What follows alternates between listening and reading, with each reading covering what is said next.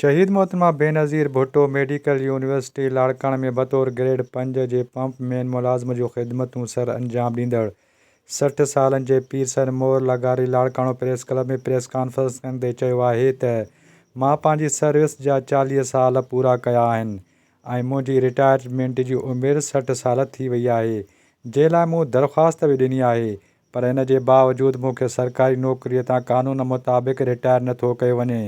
हिन वधीक चयो त मुंहिंजी हीअ जेका प्रेस कॉन्फ्रेंस आहे न का सियासी आहे ऐं न कंहिं ॻाल्हियुनि मुताबिक़ आहे। मुंहिंजी पंहिंजी प्रेस कॉन्फ्रेंस आहे। मां इदारे में शहीद बेनज़ीर भुट्टो मेडिकल यूनिवर्सिटी में तक़रीबन मुंहिंजा 40 साल मुकमल थी विया आहिनि। मां उते एम्प्लॉइज़ आहियां। मुंहिंजी पोस्ट जेका हुई उहा हुई नाइब कासिद जी। उन खां पोइ जेको आहे सो 2012 में असां वटि हिकिड़ी पोस्ट ख़ाली थी पंप मैन जी, जेका 5 स्केल जी हुई ऐं मां बि 5 स्केल ते पहुतुसि, छो त सर्विस स्ट्रक्चर सिंध गवर्नमेंट ॾिनो आहे। उन में 5 स्केल माना जेको आहे सो हाणे आहे उनखे सर्विस स्ट्रक्चर मुताबिक़। पोइ मां NOC वठी सेक्रेटरी हेल्थ खां वञी उहो लेटर वठी आयुमि, ऑर्डर वठी आयुमि त भाई हिकिड़ी पोस्ट वेकेंट पई आहे थी, मूंखे उन में जेको आहे सो एडजस्ट कयो। उन्हनि मूंखे ऑर्डर ॾिनो। उहो ऑर्डर मां उन वक़्त जे वाइस चांसलर अकबर अज़र सुमरो साहिबु हुयो ऐं रजिस्ट्रार अमानुल्लाह जोखियो साहिबु हुयो ऐं प्रिंसिपल असदुल्ला महर साहिबु हुयो। उन्हनि हिकिड़ी कमेटी विहारी। उन कमेटी में माना उन्हनि हिकिड़ो रूल फॉलो कयो त भाई हीअ आया त हीअ जेको हिकिड़ो सेम ग्रेड आहे 5 to 5 इहो पोस्ट ॾेई सघिजे थी।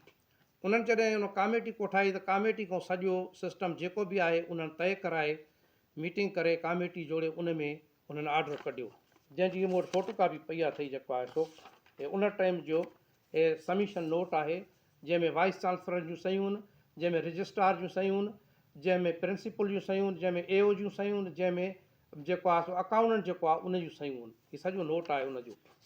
उन खां पोइ हे मूंखे ऑर्डर ॾिनो वियो 2012 में ऑर्डर ॾिनो वियो। उन ऑर्डर खां पोइ मां उहा पोस्ट जॉइन कई। हाणे हिन वक़्तु कंडीशन इहा आहे त मां रिटायर जी दरख़्वास्त ॾिनी आहे डिसंबर जी 3 तारीख़।